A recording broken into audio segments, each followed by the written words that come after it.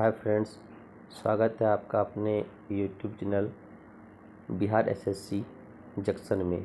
तो आइए 5 मिनट में जानते हैं एक टॉपिक गुरुत्वाकर्षण ग्रेविटेशनल। पहला है न्यूटन का गुरुत्वाकर्षण का नियम, न्यूटन्स लॉ ऑफ ग्रेविटेशन। किन्हीं दो पिंडों के बीच कार्य करने वाला आकर्षण बल पिंडों के द्रव्यमान के गुणनफल के अनुक्रमानुपाती तथा उनके बीच की दूरी के वर्ग के व्युत्क्रमानुपाती होता है। जैसे m1 और m2 दो द्रव्यमान की वस्तु होगा और एक दूसरे से r दूरी से स्थित होगा, तो F बराबर g इंटू m1/m2r², जहाँ पर g एक कांस्टेंट होगा जिसका मान 6.67 गुना 10⁻⁻11 न्यूटन मीटर स्क्वायर पर kg²।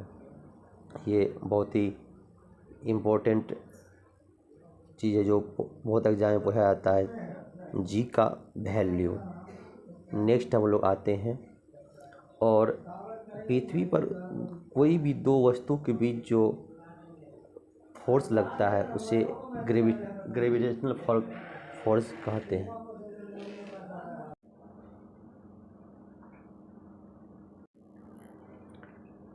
नेक्स्ट है ग्रेविटी।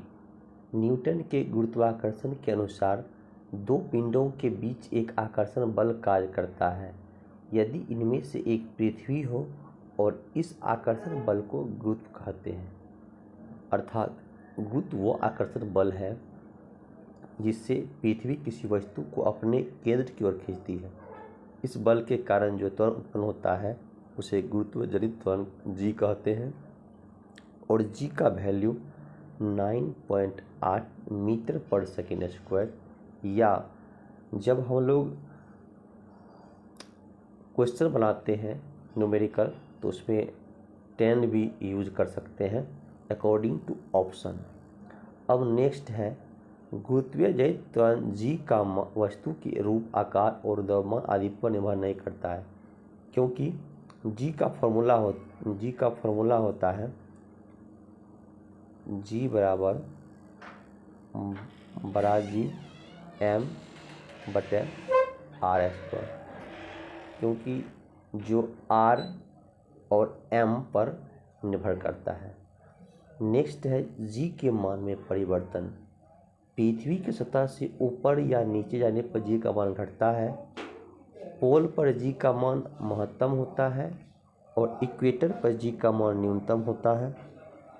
पृथ्वी की घूर्णन गति पर जी का मान कम हो जाता है बढ़ाने पर, और पृथ्वी की घूर्णन गति घटने पर जी का मान बढ़ जाता है। और यदि वर्तमान कोणीय चाल से 17 गुनी अधिक चाल से घूमने लगे तो भूमध्य रेखा पर रखी वस्तु का भार शून्य हो जाएगा, यानी वहाँ भारहीनता की स्थिति हो जाएगी, लेकिन ध्रुव पर जी के मान में कोई परिवर्तन नहीं होगा। ऐसी स्थिति में दिन की अवधि 24 घंटे से घटकर 1.4 घंटे हो जाएगी, और यदि पृथ्वी अपने अक्ष के परितः घूमना बंद कर दे तो जी के मान में ध्रुवों को छोड़कर शेष सभी स्थानों पर बैठ जाएगी। तो इसको जानते हैं एक छोटे से डायग्राम से। एक डायग्राम बना लेते हैं, जैसे ये पृथ्वी है, ये इक्वेटर है, ये इसका सेंटर है, और ये सबसे पोल। यहाँ पे सबसे ऊपर जी का मान ज़्यादा होगा और यहाँ इक्वेटर पर कम होगा, यानी ऊपर से जब नीचे आएंगे, ध्रुव से जब इक्वेटर की तरफ आएंगे तो जी का मान घटेगा, और इक्वेटर से यदि पोल की ओर जाएंगे तो जी का मान बढ़ेगा, और सेंटर पर जी का मान 0 होगा। और यदि पृथ्वी की घूर्णन गति बढ़ेगी, जैसे ये चारों साइड घूमेगी इस चारों साइड, तो हमको ज़्यादा आराम नहीं मिलेगा, इसलिए जी का मान घट जाएगा। और ये घूर्णन गति कम होगा तो आराम ज़्यादा मिलेगा, तो जी का मान बढ़ जाएगा। इसको इससे भी हम रिलेट कर सकते हैं। नेक्स्ट आते हैं लिफ्ट में पिंड का भार, इसमें सीधा सा ये जान लेते हैं और इसके आगे हम बताएंगे इसका शॉर्ट ट्रिक। जब लिफ्ट ऊपर की ओर जाती है तो लिफ्ट में पिंड का भार बड़ा हुआ प्रतीत होता है। जब नीचे की ओर आती है तो लिफ्ट में स्थित पिंड का भार घटा हुआ प्रतीत होता है। जब लिफ्ट एक समान वेग से ऊपर या नीचे की ओर गति करती है तो लिफ्ट में स्थित पिंड के भार में कोई परिवर्तन नहीं होता है। यदि नीचे उतरते समय लिफ्ट की डोरी टूट जाए तो वह मुक्त पिंड की भांति नीचे गिरती है। ऐसी स्थिति में लिफ्ट में स्थित पिंड का भार शून्य होता है, यानी भारहीनता की स्थिति होती है। क्वेश्चन पूछेगा कि जब लिफ्ट की डोरी टूट जाए तो भारहीनता की स्थिति होती है। और पांचवा है, यदि लिफ्ट के नीचे उतरते समय लिफ्ट का त्वरण गुरुत्वीय त्वरण से अधिक हो जाए तो लिफ्ट में स्थित पिंड उसकी फर्श से उठकर उसकी छत से जा लगेगा। इसका एक सूत्र है W इक्वल टू mg। यदि हम ऊपर जाएंगे एक समान त्वरण से, यदि हम ऊपर क्यों जाते हैं एक समान त्वरण से तो बढ़ावा बढ़ेगा, और नीचे क्यों आते हैं एक समान त्वरण से घटेगा।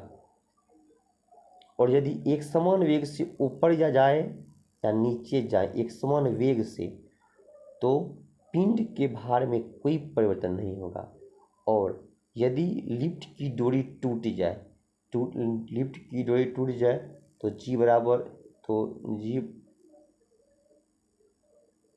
जी बराबर हो जाएगा जीरो, तो जी बराबर हो जाएगा जीरो, तो W बराबर हो जाएगा जीरो, अतः भारहीनता की स्थिति होगी।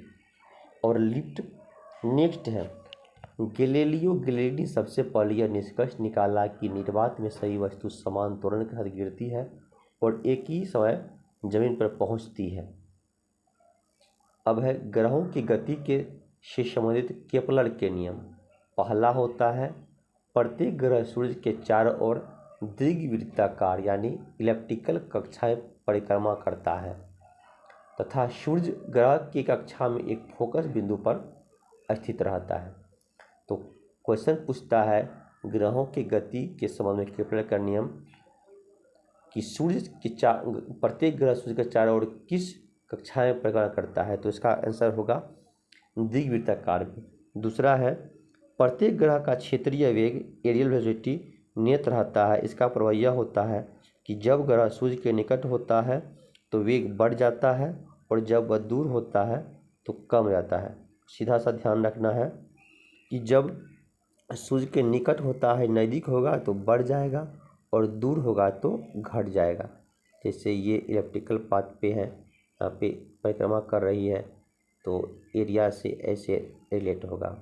नेक्स्ट है, तीसरा है, सूर्य के चारों ओर एक ग्रह का चक्कर जितने समय में लगाता है तो उसके परिक्रमण काल T और परिक्रमण काल का वर्ग सूर्य से औसत दूरी r के घन के अनुपाती होता है, अर्थात T² समानुपाती r³ अर्थात सूर्य से अधिक दूरी के ग्रहों का परिक्रमण काल भी अधिक होता है।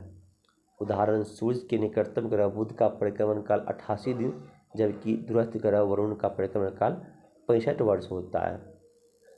IAU इंडियन एस्ट्रोनॉमिकल यूनिट ने प्लूटो को यम की श्रेणी से निकाल दिया। अब यह दूरस्थ ग्रह वरुण है। उपग्रह, किसी ग्रह के चारों ओर परिक्रमा करने वाले पिंड को उस ग्रह का उपग्रह कहते हैं। जैसे चंद्रमा पृथ्वी का एक उपग्रह है। नेक्स्ट है, उपग्रह की कक्षीय चाल पृथ्वी की ऊंचाई पर निर्भर करती है और उपग्रह पृथ्वी तल से जितना अधिक दूर होगा उतनी ही चाल कम होगी। दूसरा है, उपग्रह की कक्षीय चाल उसके द्रव्यमान पर निर्भर नहीं करती है। एक ही त्रिज्या की कक्षा में भिन्न पैमानों के उपग्रह की चाल समान होगी। नोट जो इम्पोर्टेंट है, पृथ्वी तल की अति निकट चक्कर लगाने वाले उपग्रह की कक्षीय चाल लगभग 8 किलोमीटर पर सेकेंड होता है। अगला टॉपिक है, उपग्रह का परिक्रमण काल, period of revolution of A satellite. उपग्रह अपनी कक्षा में पृथ्वी का एक चक्कर जितने समय लगाता है उसे परिक्रमण काल कहते हैं। और इसका सूत्र होता है कक्षीय परिधि बटे कक्षीय चाल। उपग्रह का परिक्रमण काल भी केवल उसकी ऊंचाई तल से पृथ्वी तल से ऊंचाई पर निर्भर करता है, और उपग्रह जितना अधिक दूर होता है उसका उतना ही अधिक परिक्रमण काल होता है। नेक्स्ट देखते हैं, उपग्रह का परिक्रमण काल उसके द्रव्यमान पर निर्भर नहीं करता है। नोट इम्पोर्टेंट, ये इम्पोर्टेंट टॉपिक एग्जाम के दृष्टिकोण से है, तो आइए जानते हैं क्या। पृथ्वी के अति निकट चक्कर लगाने वाले उपग्रह का परिक्रमण काल 1 घंटा 24 मिनट होता है। तो पूछ सकता है पृथ्वी के अति निकट चक्कर लगाने वाले उपग्रह का परिक्रमण काल कितना होता है, 1 घंटा 24 मिनट।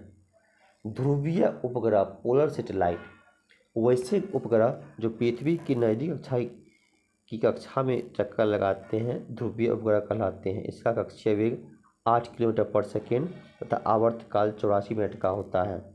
इसका उपयोग मौसम संबंधी जानकारी के लिए किया जाता है। तो क्वेश्चन पूछेगा कि मौसम संबंधी जानकारी के लिए कौन सा उपग्रह यूज किया जाता है, तो ध्रुवीय उपग्रह। अब नेक्स्ट है भू-अस्थायी उपग्रह जियो स्टेशनरी सैटेलाइट, जो पृथ्वी के अक्ष के लंबवत तल में पश्चिम से पूर्व की ओर, इसको हाईलाइट कीजिएगा, पश्चिम से पूर्व की ओर पृथ्वी की परिक्रमा करता है तथा जिसका परिक्रमण काल पृथ्वी के परिक्रमण काल के बराबर, यानी इसका परिक्रमण काल पूछेगा तो 24 घंटा होता है, और कक्षीय वेग 3.1 किलोमीटर पर सेकेंड होता है। भू-अस्थायी उपग्रह कहलाता है। यह उपग्रह पृथ्वी तल से लगभग 36,000 किलोमीटर की ऊंचाई पर रहकर पृथ्वी का परिक्रमण करता है। तो इसमें नेक्स्ट क्वेश्चन पूछेगा कि पृथ्वी तल से कितनी ऊंचाई पर रहकर परिक्रमण करता है, तो 36,000 किलोमीटर की ऊंचाई तक। अब है भूतुल्यकालिक कक्षा में संचार उपग्रह स्थापित करने की संभावना सबसे पहले किसने, आर्थर सी क्लार्क ने व्यक्त की थी। किसने की थी, आर्थर सी क्लार्क। प्लायन वेग वह न्यूनतम वेग है जिससे किसी पिंड को पृथ्वी की सतह से ऊपर की ओर फेंके जाने पर वह गुरुत्वीय क्षेत्र को पार कर जाता है, जैसे पृथ्वी पर वापस नहीं आता है। पृथ्वी के प्लायन वेग 11.2 किलोमीटर पर सेकेंड अर्थात 11.2 किलोमीटर पर सेकेंड, अर्थात पृथ्वी तल से किसी वस्तु को 11.2 किलोमीटर पर सेकेंड या उससे अधिक वेग से ऊपर की ओर की दिशा में फेंका जाए तो वह वस्तु फिर पृथ्वी तल पर वापस नहीं आएगी। चंद्रमा का प्लायन वेग 2.35 किलोमीटर पर सेकेंड होता है। अब है उपग्रह के लिए कक्षीय वेग v ऑर्बिटल बराबर √g(r) तथा पृथ्वी तल से प्लायन वेग v बराबर √2g(re), अर्थात प्लायन वेग कक्षीय वेग का √2 गुना होता है। इसलिए यदि किसी उपग्रह का कक्षीय वेग को √2 गुना बढ़ा दिया जाए तो वह उपग्रह अपनी कक्षा को छोड़कर पलायन कर जाएगा। प्लायन वेग का मान पृथ्वी वस्तु के द्रव्यमान और वेग के परिक्षेपण कोण पर निर्भर नहीं करता है।